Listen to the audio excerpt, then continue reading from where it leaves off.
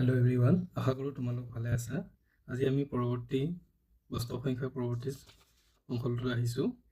পৰৱৰ্তী অংশটোত কি আছে, অপৰিমেয় সংখ্যালৈ পুনৰ উভতি যাওঁ। তো অপৰিমেয় সংখ্যা কি? অপৰিমেয় সংখ্যা হৈছে, আমি ডিছকাছ কৰিছিলোঁ যে অপৰিমেয় সংখ্যা যিবোৰ সংখ্যা আমি কি কৰিব পাৰোঁ, p/q ফৰ্মত লিখিব পাৰোঁ। অপৰিমেয় সংখ্যা যিবোৰ আমি p/q আকাৰত লিখিব পাৰোঁ। p/q আকাৰ মানে ওপৰত কি থাকিব, লব, আৰু তলত কি থাকিব, হৰ। ঠিক আছে, তো আমি এতিয়া 1.2 উপপাদ্যত আহিছোঁ। তো 1.2 উপপাদ্যত কি আছে, ধৰা এটা p মৌলিক সংখ্যা। যদি p এ a স্কোৱাৰক হৰণ কৰে, তেন্তে p এ a হৰণ কৰিব, য'ত a এটা যোগাত্মক অখণ্ড সংখ্যা। ইয়াত কি কৈছে চোৱা, p এটা কি মৌলিক সংখ্যা আৰু p এ a স্কোৱাৰক হৰণ কৰে, তেতিয়াহ'লে কি হ'ব, p এ a কো হৰণ যাব বুলি কৈছে। ঠিক আছে, আমি প্ৰমাণত চাওঁ। কি আছে, দিয়া আছে p এটা মৌলিক সংখ্যা আৰু a এটা যোগাত্মক অখণ্ড সংখ্যা। তো এৰ মৌলিক উৎপাদকীকৰণ কৰিলে আমি কি পাম, a equal to p1 p2 p3 up to pn, মানে p1 p2 p3 এইকেইটা কি হয়, এটা মৌলিক সংখ্যা। ঠিক আছে, গতিকে a square equal to p1 p2 p3 up to pn into p1 p2 p3 up to pn, মানে সেম নাম্বাৰ আমি কি কৰিছোঁ, পূৰণ কৰিছোঁ। তেতিয়াহ'লে আমি কি পাম, p1 p square p2 square up to pn square. আমি সহজ ভাষাত শিকিম উদাহৰণৰ সৈতে। ইয়াত অলপ সুবিধা লাগিব পাৰে তোমালোকৰ, কিন্তু আমি উদাহৰণ যেতিয়া কৰিম তেতিয়া ইজি হৈ যাব বুজাত। তো আমি প্ৰথমতে প্ৰমাণটো চাই লওঁ। যদি এটা কি হয় মৌলিক সংখ্যা p এ a স্কোৱাৰক ভাগ কৰে, তেন্তে a স্কোৱাৰৰ মৌলিক উৎপাদকবোৰৰ ভিতৰত q এটা কি হ'ব, পৰিব। ঠিক আছে, যিয়ে নহওক পাটিগণিতৰ মৌলিক উপপাদ্য ব্যৱহাৰ কৰি আমি গম পাওঁ যে a স্কোৱাৰৰ একমাত্ৰ মৌলিক উৎপাদকবোৰ হ'ব p1 p2 p3 এনেকৈ গৈ pn, গতিকে p এ a হৰণ কৰিব। এতিয়া আমি উদাহৰণৰ সৈতে চোৱা, কি কৈছে, p এটা মৌলিক সংখ্যা। তো আমি এটা মৌলিক সংখ্যা ধৰি ললো p কিমান 3। ঠিক আছে, আৰু a এটা যোগাত্মক অখণ্ড সংখ্যা। অখণ্ড সংখ্যা আৰু যোগাত্মক হ'ব লাগিব, তেতিয়াহ'লে a আমি ধৰিছোঁ 6 ধৰিলোঁ। এতিয়া চোৱা, a যদি 6 হয়, তেতিয়াহ'লে a স্কোয়াৰ কিমান পাম, a স্কোয়াৰ ইকুৱেল কিমান হ'ব, 6 ইনটু 6 মানে 36। ঠিক আছে, তেতিয়াহ'লে চোৱা, a স্কোয়াৰৰ এৰ আমি উৎপাদকীকৰণ পদ্ধতিৰে যদি চাওঁ, মৌলিক সংখ্যা কি কি পাম, 2 3 3 1, তেতিয়াহ'লে 2 3, এইটো হৈছে উৎপাদকীকৰণ পদ্ধতিৰে আমি পাইলোঁ উৎপাদকতা। ওকে, তেতিয়াহ'লে চোৱা, a স্কোয়াৰ ইকুৱেল টু 2 3 যিকেইটা আছে আমি যদি দুইবাৰ পূৰণ কৰোঁ কিমান পাম, 4, ইফালে 3 3 গুণ 9, 36। বুজি পালা, a স্কোয়াৰ আমি কিমান পালোঁ, 36 পালোঁ। এতিয়া চোৱা, p কিমান পাইছিলোঁ, p কিমান ধৰিছিলোঁ 3, p ইকুৱেল টু কিমান আছিলে 3, 3 দি কি হ'ব, 36ক হৰণ যাব, 3 বাৰ গুণ 36, এইটো কমপ্লিটলি কি কৈছে, ভাগ গৈছে। এতিয়া চোৱা, যোনটো আমি a পাইছিলোঁ, a ধৰিছিলোঁ, এইটো কিমান আছিল 6। এতিয়া যদি p এ তুমি হৰণ কৰা 6ক কিমান পাবা 2, তেতিয়াহ'লে চোৱা p ও a কি হৈছে, হৰণ হৈছে। এইটোৱে কৈছে যে যদি কি হয়, p এটা মৌলিক সংখ্যা, p টো আমি কি ধৰিছিলোঁ, p আমি ধৰিলোঁ 3 ধৰিছিলোঁ, a এটা যোগাত্মক অখণ্ড সংখ্যা, a কিমান ধৰিছিলোঁ, সাপোজ 6। তো এৰ মৌলিক উৎপাদকীকৰণ হোক, যদি আমি এৰ উৎপাদকীকৰণ কৰোঁ তেতিয়াহ'লে কি পাম, a ইকুৱেল টু 2 3, য'ত p1 p2 মানে ইয়াত p1 কিমান পালোঁ আমি 2, p2 কিমান পাইছোঁ 3, তো 2 3 কি হয় মৌলিক সংখ্যা। তেতিয়াহ'লে a স্কোয়াৰ কিমান পাম, a স্কোয়াৰ মানে কি 6 স্কোয়ার, দ্যাট মিনস 36। এইখিলৈকে হৈ গ'ল, বুজি পালা? যদি এটা মৌলিক সংখ্যা p এ a স্কোয়াৰক ভাগ কৰে, এতিয়া চোৱা a কিমান পাইছো 6, a স্কোয়াৰ কিমান পাইছো 36। তো 36ক p মানে কিমান ধৰিছিলো 3 দি হৰণ যাব। তাৰপিছত চোৱা পাটিগণিতৰ মৌলিক উপপাদ্য ব্যৱহাৰ কৰি আমি গম পাওঁ যে a স্কোয়াৰৰ একমাত্ৰ মৌলিক উৎপাদকবোৰ হ'ব p1 p2 p3। তেতিয়াহ'লে a স্কোয়াৰৰ মৌলিক উৎপাদকবোৰ কি হ'ব 36 যদি আমি উৎপাদকীকৰণ পদ্ধতি উলিয়াও 18 2 9 3 3। চোৱা 2 আৰু 3 পাইছো, মানে 2 স্কোয়াৰ 3 স্কোয়াৰ পাইছো। গতিকে p এ a হৰণ কৰিব। এতিয়া চোৱা 2 ইয়াতো আছে আৰু ইয়াতো আছে।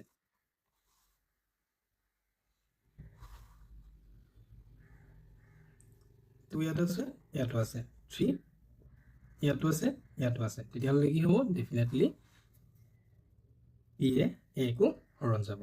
আশা কৰোঁ বুজি পাইছে। এতিয়া চোৱা পৰৱৰ্তী উপপাদ্য কি আছে 1.3, ৰুটটো এটা অপৰিমেয় বুলি আমি কি কৰিব লাগে প্ৰমাণ কৰিব লাগে। তো আমি প্ৰমাণ কেনেকৈ কৰিম, আমি ধৰি লওঁ ৰুটটো পৰিমেয় সংখ্যা। যদি ৰুটটো পৰিমেয় হয় আমি কি কৰিব পাৰোঁ p/q আকাৰত লিখিব পাৰোঁ, মানে এটা লব আৰু এটা হৰ থাকিব। তো গতিকে p আৰু q দুটা সহমৌলিক সংখ্যা হয়। তো সহমৌলিক সংখ্যা মানে যাৰ উৎপাদক কি হ'ব সাধাৰণ উৎপাদক কি থাকিব অনলি 1 হ'ব। তেতিয়াহ'লে চোৱা যদি আমি পৰিমেয় সংখ্যা হয় তেতিয়াহ'লে আমি ৰুটটো ইকুৱেল টু p/q লিখিব পাৰিম। নেক্সট কি কৰিলোঁ দুই পক্ষত বৰ্গ কৰি আমি কি পাম root two square equal to p/q whole square. যেতিয়া আমি বৰ্গ কৰোঁ দুইটা সাইডতে কৰিব লাগিব যাতে আমি একে পাওঁ। তো চোৱা ৰুট2 স্কোয়াৰ মানে আমি কিমান পাম 2, মানে ৰুট2 ইনটু ৰুট2 কিমান হ'ব 2। নেক্সট 2 তো p স্কোয়াৰ q স্কোয়াৰ, তো p স্কোয়াৰ ইকুৱেল টু কি হ'ব 2q square. p square equal to 2q square পালো, দ্যাট মিন্স 2 দি কি হৈ আছে p square equal two 2 into q square. তো 2 দি যেহেতু কি হৈ আছে পূৰণ হৈ আছে 2 এটা কি হ'ব 2 দি ভাগ যাব। যেনেকৈ আমি সাপোজ কি পাইছোঁ 6 লওঁ, 6 টো কি হ'ব 2 ইনটু 3, দ্যাট মিন্স 2 দি কি হৈ আছে ভাগ হৈ আছে। বুজি পাইছা? পিছত কি ক'লে p এটা মৌলিক সংখ্যা যদি p এ a স্কোয়াৰক ভাগ কৰে তেন্তে p এ a ভাগ কৰিব, য'ত a এটা যোগাত্মক অখণ্ড সংখ্যা। তো আমি যোনটো অলপ আগত পঢ়িলোঁ উপপাদ্য 1.2 সেইটোত কি কৈছিলে যদি p এ a স্কোয়াৰক ভাগ কৰে তেন্তে p এ কি কৰিব a কো ভাগ কৰিব। তেতিয়াকে 2 এ p ভাগ কৰে। এতিয়া আমি কি কৰিম p equal to twice m বুলি ধৰি ল'লোঁ। ঠিক আছে, m টো কি হয় m এটা স্বাভাৱিক সংখ্যা। এতিয়া ইকুৱেশ্যন 1 মিন্স এই ইকুৱেশ্যনটোত আমি কি কৰিম পিৰ মান বহুৱাই দিম। ঠিক আছে, তো পিৰ মান বহুৱাই দিয়াৰ লগে লগে ইকুৱেশ্যন 1টো কি আছিলে আমাৰ P square equal to 2q square হয়, এইটো ইকুৱেশ্যন আছিলে। তো আমি ইয়াত এমৰ মান বহুৱাই দিম, সৰি পি মান বহুৱাই দিম। তো 2m whole square equal to 2q square equal to কিমান পাম 4m square equal to 2q square. তেতিয়া চোৱা 2 ইফালে আহিলে হৰণ হৈ যাব, হৰণ হ'লে 2m স্কোয়াৰ ইকুৱেল টু কি পালোঁ q square. That means 2 A q ভাগ যাব। গতিকে চোৱা পি কিউ এ সহমৌলিক ধাৰণাটো বিৰোধিতা কৰিছে। যদি পি স্কোয়াৰক 2 দিও যায় ভাগ যায়, কিউ স্কোয়াৰক যদি 2 দিও ভাগ যায় তেতিয়াহ'লে সহমৌলিক হ'ব জানো নহ'ব। তেতিয়াহ'লে ই ধাৰণাটো কি কৰিছে বিৰোধিতা কৰিছে। তো ৰুটটো পৰিমেয় বুলি ধৰা ধাৰণাটো কি হ'ব অশুদ্ধ হ'ব। সেয়ে ক'ব পাৰি ৰুটটো পৰিমেয় সংখ্যা। তো এনেকুৱা কুৱেশ্যন আহে। তো এই কুৱেশ্যনখিনি যদি তুমি ভালকৈ বুজি লোৱা পঢ়া তোমাৰ মাৰ্কছ থাকি যাব। তো এইটোত একদম ইজি চিষ্টেমেটিক ৱে যদি তুমি কৰি আহা তোমাৰ একদম শুদ্ধ হৈ আহিব। ঠিক আছে, এবাৰ দুবাৰ প্ৰেক্টিছ কৰিবা, আমি অনুশীলনীত প্ৰেক্টিছটো কৰিমেই, এনেকুৱা টাইপৰ কুৱেশ্যনেই পাবা। আমি এতিয়া অনুশীলনী কি কৰিম 1.2 কৰিব গৈ আছোঁ। প্ৰথম কুৱেশ্যনটোত কি কৈছে, দেখুওৱা যে √5 অপৰিমেয় সংখ্যা। তো আমি √5টো অপৰিমেয় বুলি প্ৰমাণ কৰিব লাগে। কেনেকৈ কৰিম চোৱা, উপপাদ্য আমি যিটো পালোঁ 1.3 একদম তেনেকুৱাই হ'ব, ছেইম হ'ব। ঠিক আছে, আমি কি কৰোঁ, প্ৰথমতে ধৰি ল'লোঁ কি √5 কি হয়, এটা পৰিমেয় সংখ্যা। পৰিমেয় সংখ্যা মানে কি, যাক আমি p/q ফৰ্মত লিখিব পাৰোঁ। গতিকে কি হ'ব, √5 = p/q, আৰু p and q কি হয়, সহমৌলিক। তো সহমৌলিক মানে কি, তো সহমৌলিক মানে হৈছে তোমাৰ উৎপাদক কি হয়, এটা 1 হয়, অনলি 1। ঠিক আছে, এতিয়া আমি কি কৰিম, বৰ্গ উলিয়াম দুইফালে। তো p/q যোনটো উপপাদ্য পালোঁ ছেইম, একদম ঠিকটো, তুমি সেইমতে কৰি যাবা, উপপাদ্যটোৰ মতে তো আনচাৰ পাই যাবা। তো দুই পক্ষত বৰ্গ কৰি। ঠিক আছে, তো ছাইডত তুমি এনেকৈ ধুনীয়াকৈ লিখি গৈ থাকিবা, যি কৰিছা সেইটো লিখিবা, মানে আননেচেছাৰী লিখিব নালাগে, কিন্তু যি কৰিছা, ছাপ'জ বৰ্গ কৰিছা, তুমি ৰুট লৈছা, তেতিয়াহ'লে তুমি লিখিব লাগিব, নহ'লে পৰীক্ষকে বুজি নাপাব যে এইটো কি কৰিলে, পটককৈ বুজি নাপাব। ঠিক আছে, জানে বুজি পায়, কিন্তু কি নহ'ব, তুমি যে এক্সপ্লেইন কৰি দিছা তেতিয়া তেওঁ ভাল পাব। ঠিক আছে, তো পকেটৰ পৰা ধুনীয়াকৈ মাৰ্কছকেইটাও ওলাই পৰিব। তো √5 স্কুৱাৰ মিনছ 5 আৰু p² / q²। চ' p² q² ইফালে আহিলে কি হ'ব, 5q²। তো এইটো আমি ইকুৱেশ্যন 1। তেতিয়াহ'লে আমি কি গম পালোঁ, p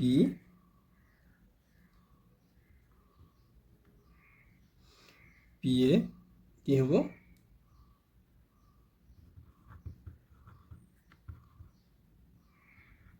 5ৰে ভাগ যাব।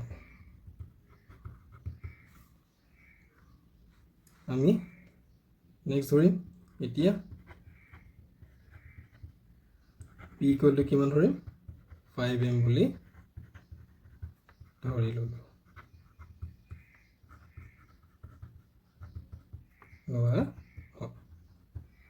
অ'কে, এতিয়া আমি ইকুৱেশ্যন 1ত আমি কি কৰিম, pৰ মান বহুৱাম।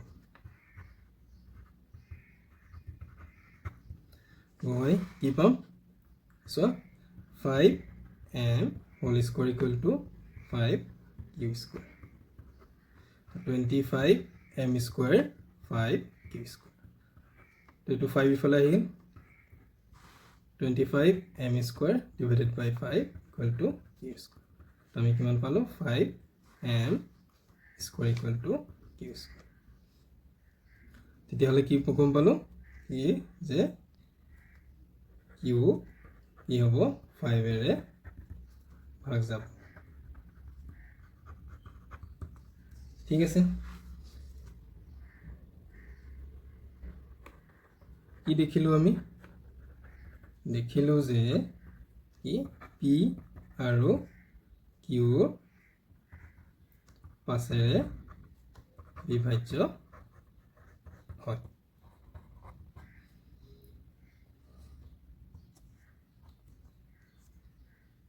গতিকে এটাকে লগাই যাবা আৰু কি, গতিকে এটাকে, তো গতিকে p আৰু q সহমৌলিক ধাৰণাটো কি নহয়, সহমৌলিক ধাৰণাটো ভুল।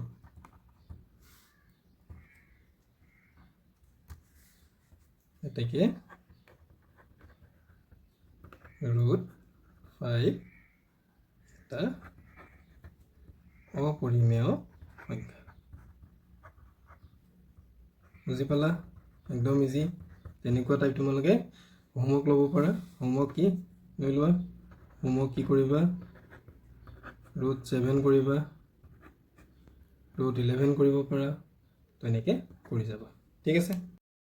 সো আমি 2 নম্বৰ প্ৰশ্নটোত আহোঁ 2 নম্বৰ প্ৰশ্নটোত কি কৈছে 3 + 2 √5 কি হয় এটা অপৰিমেয় সংখ্যা ওকে তো আমি আনসাৰটো কৰিম ধৰি ললো 3 + 2 √5 এটা পৰিমেয় সংখ্যা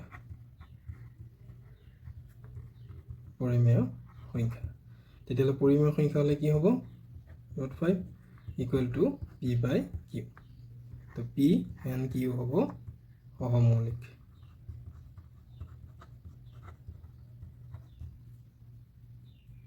সংখ্যা ঠিক আছে এতিয়া চোৱা 2 √5 টো আমি এনেকৈ আনিম ৰাখিম আৰু বাকিটো আমি 3 টো মাইনাস হৈ যাব ৰাইট সাইডে লৈ গ'লো এতিয়া আমি √5 টো এক লগত মানে ইফালে ৰাখিম বাকি 2 টো ইফালে লৈ যাম তেতিয়াহ'লে কি হ'ব চোৱা 2 টো পূৰণ হৈ আছে ইফালে আহিলে ডিভাইড হৈ যাব p/q - 3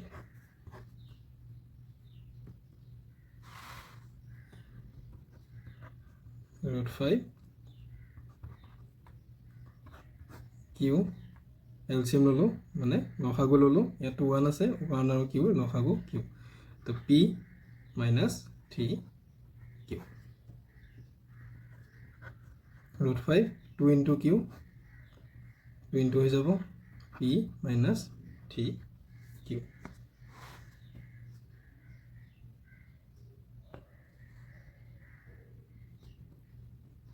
দেখে যেহেতু কি p q অখণ্ড সংখ্যা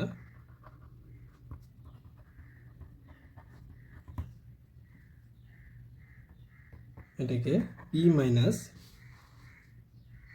3q / 2q অখণ্ড সংখ্যা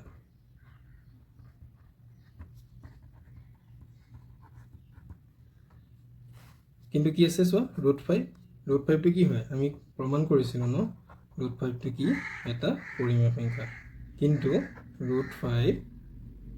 অপৰিমেয় সংখ্যা যেহেতু √5 অপৰিমেয় সংখ্যা তেতিয়াহ'লে এই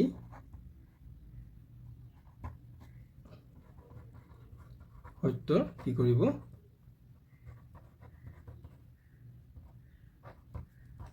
বিৰোধ কৰে গতিকে 3 + 2 √5 এটা অপৰিমেয় সংখ্যা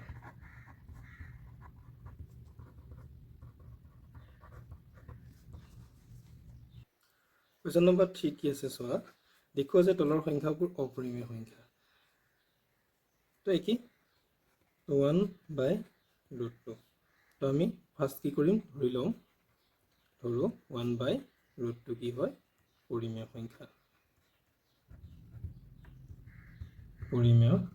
যদি পৰিমেয় সংখ্যা হয় 1/√2 কি হ'ব p/q তো pq ই পাওঁ দুটা সহমৌলিক যাৰ উৎপাদক সাধাৰণ উৎপাদক এটা থাকে এতিয়া চোৱা আমি উল্টা কৰি দিম তো q/p কিয় কাৰণে কৰিলো 1/√2 আছে তো 1/√2 কাৰণে আমি কি কৰিছো উল্টা কৰি দিয়াৰ লগে লগে আমি √2 পাই যাম তো ইয়াক যদি উল্টা কৰি দিওঁ ইয়াও কি হৈ যাব উল্টা হৈ যাব বুজিলে তো √2 এটা কি হয় পৰিমেয় ইয়ে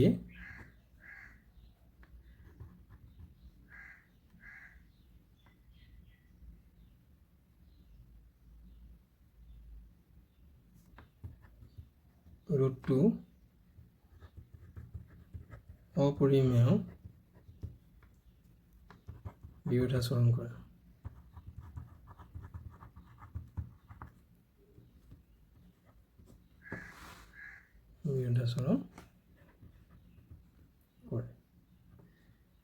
গতিকে কি হ'ব 1/√2 এটা অপৰিমেয়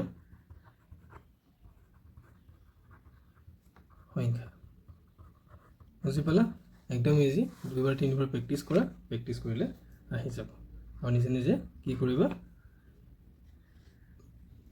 কুৱেশ্যনটা লৈ ল'লা প্ৰেক্টিছ কৰিবা ষ্টেপবিলাক মনত ৰাখিবা আৰামছে হৈ যাব নেক্সট কুৱেশ্যন কৈছে 7√5 ধৰোঁ একে 7√5 এটা কি পৰিমেয় সংখ্যা ঠিক আছে যদি 7/√5 কি 7 * √5 এটা পৰিমেয় হয় তেতিয়াহ'লে ই p/q ফৰ্ম হ'ব তো pq কি হয় দুটা সহমৌলিক সংখ্যা তেতিয়াহ'লে আমি √টো ৰাখিম √5 ইটোই 7 টো পূৰণ হৈ আছে ইফালে গ'লে কি হ'ব হৰণ হৈ যাব ইয়াত কি হয় p/7q পৰিমেয় হয় কিন্তু √5 এটা অপৰিমেয় সংখ্যা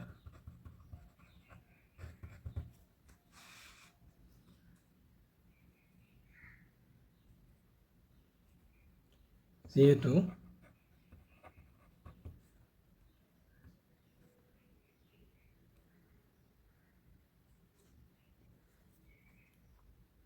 ই বিৰোধিতা কৰে গতিকে √7/5 এটা অপৰিমেয় সংখ্যা তুমি লিখাখিনি তোমালোকে সজাই লিখিব পাৰা খালি বস্তুটো আহিব লাগিব যে কি কৈছে সেইটো বুজাব পাৰিব লাগিব নেক্সট কুৱেশ্যন নম্বৰ 3 কি আছে 6 + √2 একে ধৰো 6 + √2 এটা পৰিমেয় সংখ্যা তেতিয়াহ'লে 6 + √2 = p/q লিখিবা pnq এটা pnq সহমৌলিক সংখ্যা গতিকে √2 আমি ইয়াত ৰাখিম p/q - 6 √2 তো আমি যদি কি লওঁ এলচিএম বা লসাগু যদি লওঁ কি পাম p - 6q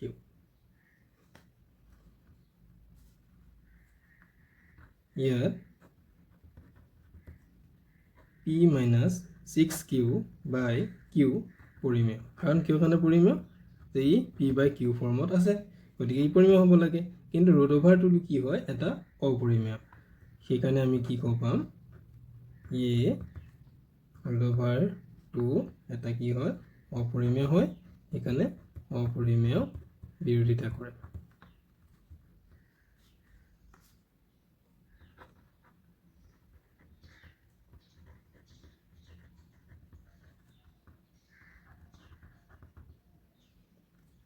প্ৰমাণিত হ'ল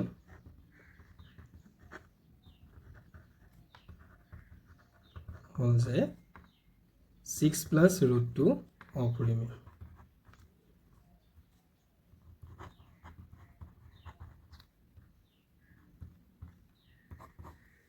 ঠিক আছে বুজি পাইছে কুৱেশ্যন নম্বৰ 4 কি কৈছে চোৱা এটা অশূন্য পৰিমেয় সংখ্যা আৰু এটা পৰিমেয় সংখ্যাৰ পূৰণফল সদায় পৰিমেয় অপৰিমেয় সদায় পৰিমেয় সদায় অখণ্ড সংখ্যা পৰিমেয় বা অপৰিমেয় এতিয়া চোৱা সাপোজ এটা অশূন্য পৰিমেয় সংখ্যা সাপোজ ললো 2 আৰু এটা অপৰিমেয় সংখ্যা সাপোজ √3 2 √3 তেতিয়াহ'লে কি হ'ব ই এটা কি হয় অপৰিমেয় সংখ্যা অপৰিমেয় সংখ্যা তেতিয়াহ'লে আনসাৰটো কি হ'ব সদায় অপৰিমেয় বুজি পালা সাপোজ যদি আমি কি কৰোঁ দুটা অপৰিমেয় সংখ্যা লওঁ √3 + 2 তেতিয়াহ'লে ইয়াক অপৰিমেয় সংখ্যা, আৰু যদি এটা অপৰিমেয় সংখ্যা যোগ পৰিমেয় সংখ্যা হয় তেতিয়াহ'লে আমি কি পাম? অপৰিমেয় সংখ্যাই পাম। ঠিক আছে, পৰৱৰ্তী প্ৰশ্নটো চোৱা। পৰৱৰ্তী প্ৰশ্নটোত কি কৈছে? √5 √3 + 2 এটা স্বাভাৱিক সংখ্যা, এটা অখণ্ড সংখ্যা, এটা পৰিমেয় সংখ্যা, এটা অপৰিমেয় সংখ্যা।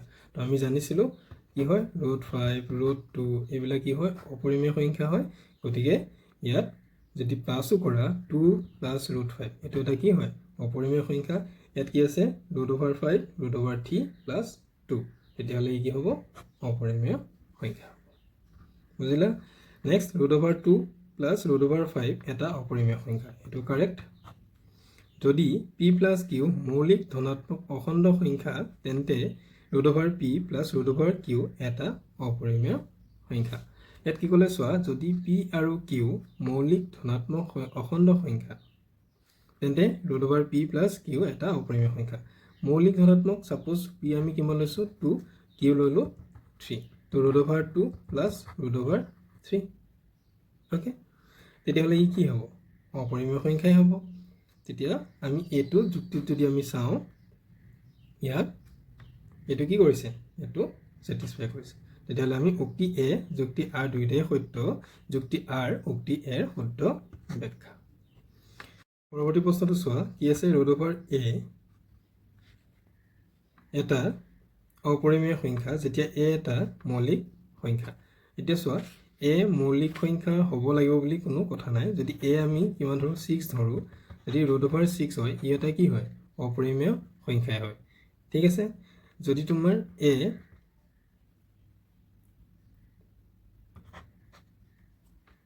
8 হয়, 8 যদি হয়, তেতিয়া আমি কি লিখিব পাৰিম? ই অপৰিমেয় সংখ্যাই হয়। ঠিক আছে, কিন্তু কিছুমান ক্ষেত্ৰত যদি তোমাক কয় কেৱল মৌলিক সংখ্যাই হ'ব লাগিব, সেইটো নহ'ব। যদি তোমাৰ √4 থাকে, সেইটো আমি কিমান পাম? 2 পাম। অ'কে, তো 2টো অপৰিমেয় সংখ্যা নহয়। বুজি পালা? তেতিয়াহ'লে ই কি নহ'ব? যেতিয়া a এটা মৌলিক সংখ্যা হয়, এইটো পাৰ্চিয়েলি শুদ্ধ। যিকোনো মৌলিক সংখ্যা বৰ্গমূল এটা অপৰিমেয় সংখ্যা, ডেফিনেটলি শুদ্ধ। যিকোনো মৌলিক সংখ্যা, ছাপোজ √7, তো এইটো কি হ'ব? অপৰিমেয় সংখ্যা। √11 অপৰিমেয় সংখ্যা, তো এইটো শুদ্ধ। তেতিয়াহ'লে চোৱা, উক্তি এ আৰু যুক্তি আৰ দুয়োটাই সত্য, যুক্তি আৰ উক্তি এৰ শুদ্ধ ব্যাখ্যা। এ এটা অপৰিমেয় সংখ্যা যেতিয়া এ এটা মৌলিক সংখ্যা হয়, তো ডেফিনেটলি এইটো শুদ্ধ। পৰৱৰ্তী প্ৰশ্নটো কি কৈছে চোৱা, √2 √3 √5 6 7 8 10 আটাইবোৰেই অপৰিমেয় হ'লে তলৰ কোনটো যোৰ সদৃশ অপৰিমেয়? সদৃশ মানে একেই, চেম থাকিব লাগে। ঠিক আছে, তো চোৱা, √3 √6, তো এইটো একে নহয়, দেখাতেই গম পাওঁ। √8 √10, এইটো 4 × 2, এইটো 2 × 5, কিমান পাওঁ? 2 √2, আৰু এইফালে 2 × 5 পাম, নহয়? নেক্সটটো চোৱা, এইটোত কি আছে? √2 √8, 2, এইফালে চোৱা 2 কেইটা? 8 হ'লে কিমান হ'ব? 2 × 4, তো √2, চ' 4টো আমি √2 কৰি দিলে কিমান পাম? ই বাহিৰ ওলাই যাব, 2 হৈ যাব।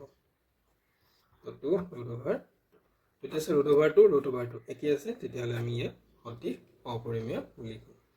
ঠিক আছে, তো আমি অপৰিমেয় সংখ্যাৰ ধাৰণাটো আমি শিকিলোঁ।